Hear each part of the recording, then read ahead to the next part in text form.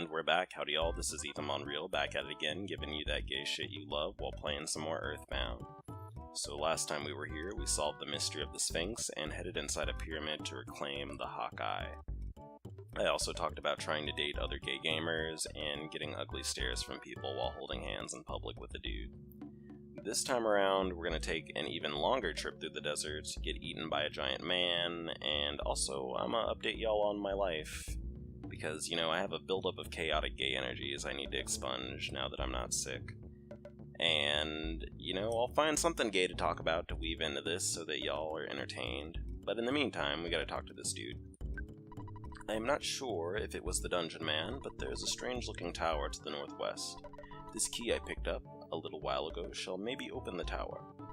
You may have it. I do not need it. Okay, well, we'll gladly take that item if it helps us out in our journey. So this key will actually let us get into the next dungeon, which is actually pretty close to us.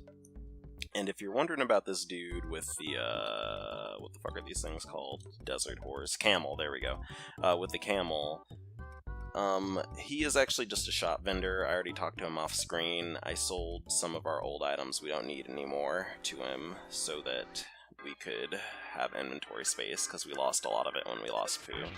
But anyway, now that we are here, I should probably update y'all on my life. So, thumbs up, I'm officially not sick, and to celebrate, I decided it was time for me to experience the touch of a man again, because it has been a little bit.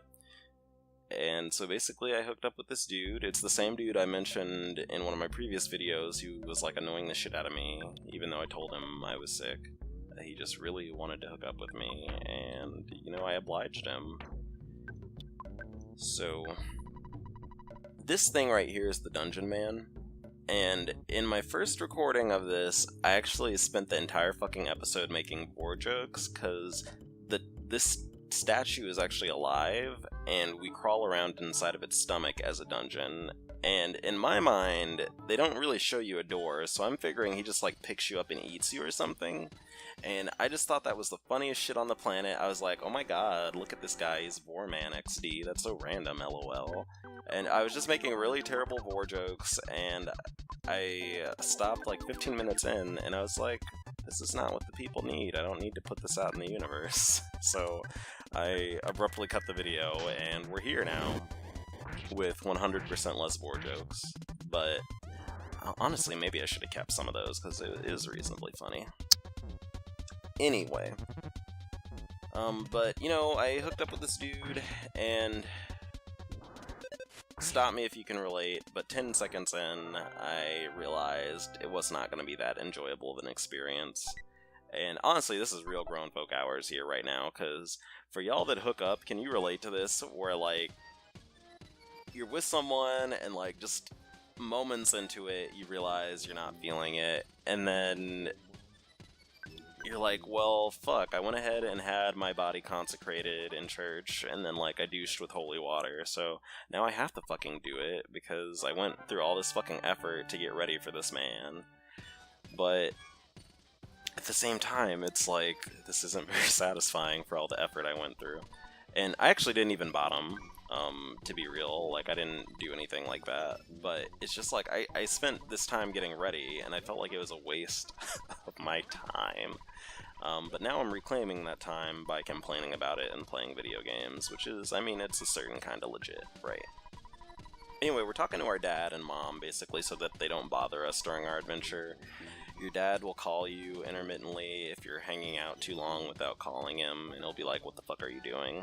And then your mom, well, she won't call you because she don't really give a fuck, but Ness will get homesick and he'll miss his mom if you do not talk to her regularly, so that's why we did that.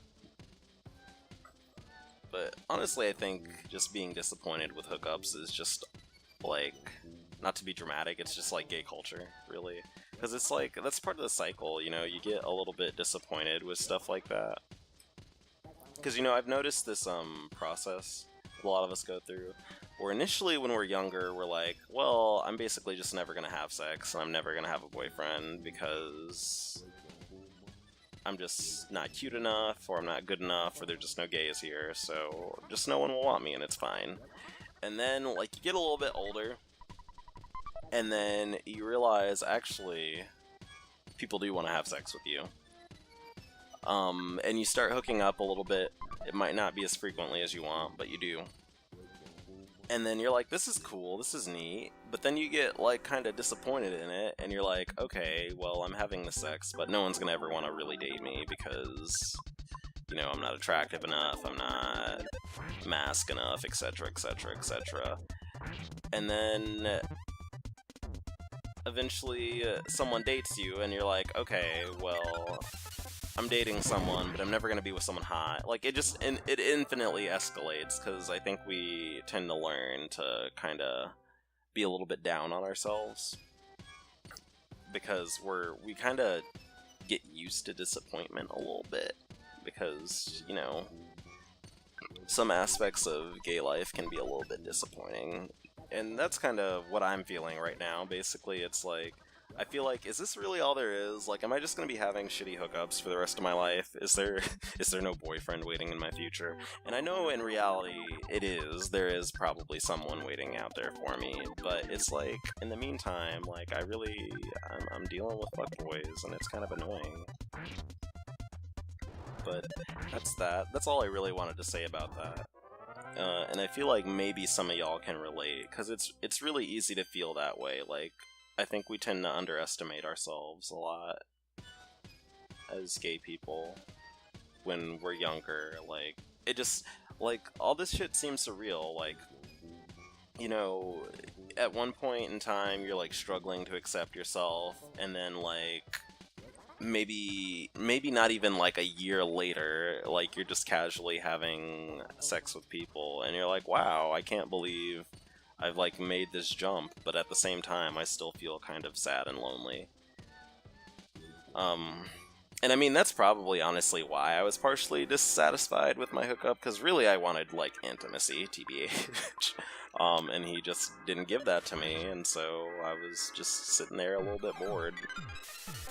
But, you know, such is the way of the world. Honestly, it just helps to be a little bit more picky with people, I think.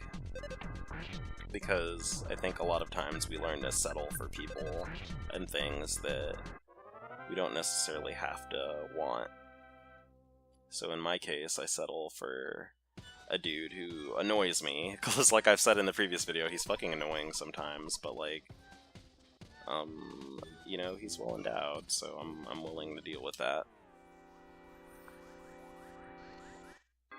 To an extent, but at the same time, it makes me feel bad. Like, dealing with him just annoys the crap out of me. And I don't necessarily think he's a bad person, I just think that we're a bad fit for each other, but like, we're basically both doing this out of convenience because we're both available. And that's basically how a lot of my hookups and meetings with people go in a lot of cases, is that I can actually tell a lot of the people who I hook up with actually aren't even really physically attracted to me.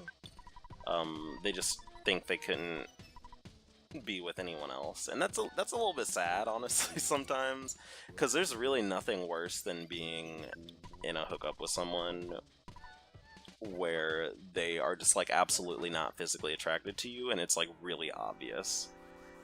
And I don't know if y'all have experienced that, but it's something that happens, and that's something I have trouble explaining to, like, people that sometimes people don't really get, is that you can have sex with people that you are just, like, absolutely unattracted to, and that's actually something that can...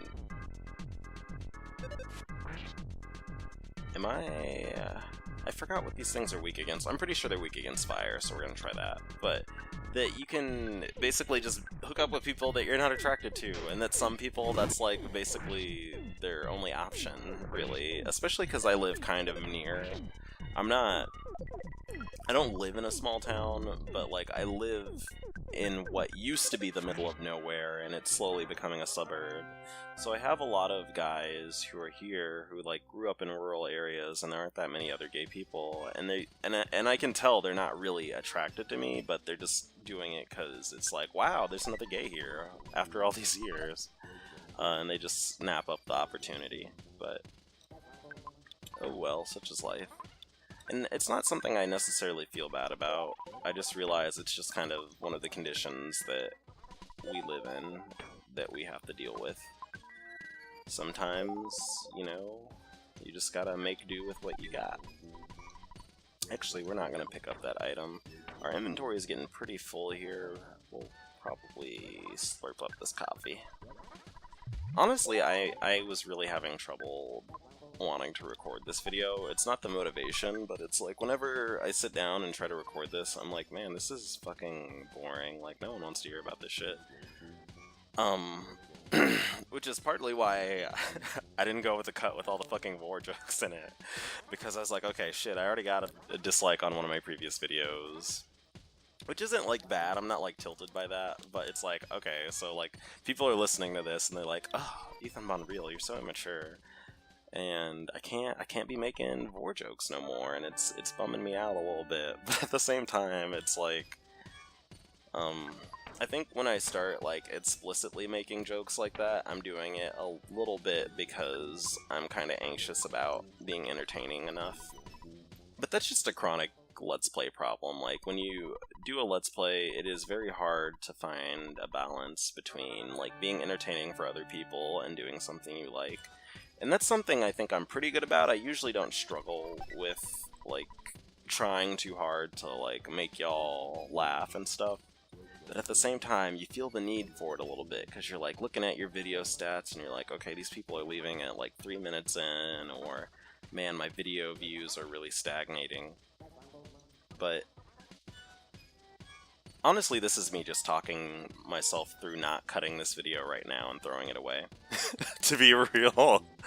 But we'll put that on hold, and you can think of the implications of that. And I'm gonna talk to this face in the wall, question mark. Welcome. Long time no see. Jeff, we met in Winters a long time ago. I'm Brick Road. Dr. Andonauts finally made me into a dungeon man. If you want, I'll come with you guys for a while. The return hole is over there. So, spoilers into the LP making process. In addition to making war jokes, I started making jokes about this being his asshole, basically, because this is like the exit hole, and he's a giant man and a dungeon. And I realized, that was around the point I realized that, you know, this is a little bit, this isn't particularly classy, and maybe I need to try this again. But, that's just how I am. I'm a little bit banal sometimes, you know. Sometimes you just gotta slip in a dick joke or two to give the folks what they want, and also to keep yourself sane. So we're gonna get rid of these snakes. We don't need those because we have the bag of snakes. And we're gonna get this IQ capsule. I'm actually gonna give it to Paula now, because she needs... Actually, I'm gonna give it to Ness, because he needs more PP. The higher your IQ, the greater amount of psychic points you get when you level up, and psychic points are what let you cast your PSI abilities. So we're going to take advantage of that for Ness. And we'll actually go ahead and use PSI Gaming, because I want these things to be dead. And we'll use PSI Fire, Gamma, and shoot this record. I forgot which one of them is, like, basically immune to fire. Oh, it's the cup of coffee. It's mostly resistant to it, but that's fine, honestly. And now I'm regretting using this PSI ability, because only one enemy survived, but that's fine, honestly. So, other than that, you know, I think this has been a video and a half, basically. We're, like, at almost 15 minutes. So, we're gonna stop here, and I'm gonna upload this. I'm forcing myself to upload it, again, because I'm feeling a little bit anxious about these videos, so I gotta do with it, because that's really the secret to doing anything, or improving at anything, is you just really gotta stick with it, even when you're feeling nervous about it, and not give up on yourself. Which is what I'm all about, basically, because, like I said, I'm basically a plucky anime protagonist now. I give myself a rousing speech whenever I'm feeling down, and tackle my enemies or whatever, and then unleash my jutsu. But, after we murder these things, we're gonna go ahead and cut this for real. Because we're almost exactly at 15 minutes, and that's kind of where I want to keep the videos about for now. So, this has been Ethan Bonreal. I hope you enjoyed this video. I usually don't say this, but don't forget to like and subscribe if that's something you're into doing. And, I'm gone. I'm gonna think of something else gay to talk about. Maybe I'll record another video this afternoon, who knows. But, I'll catch y'all later. Goodbye.